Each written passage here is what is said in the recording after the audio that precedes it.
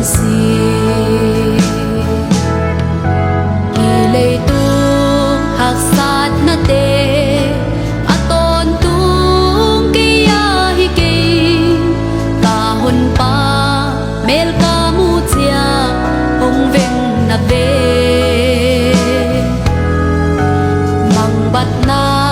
tùy wal te le da na me pi hui pi te nuit san lel in va bang i ka leng ding o tua ni chia o ken ngak la lua zen si ka hon pa mel ka mu di lung kham da na lo na tua gam nuam a ka i ka gol ngai ding to mel ki mu khut ki le ni ka hon pa hat na la ka sak tingo ngak la zen si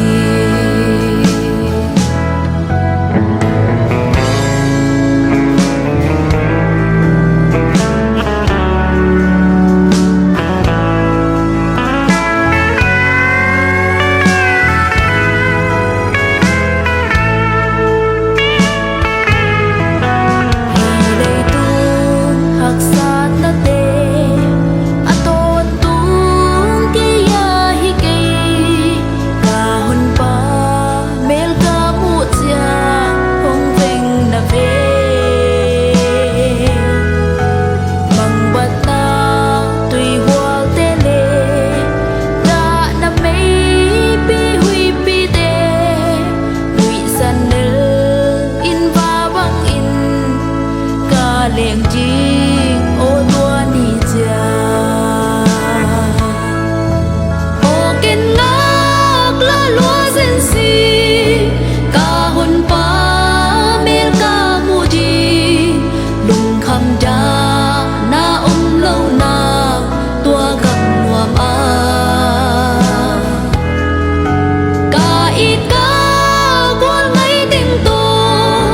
mel ki mu ki le ni ka hon pa hat na la ka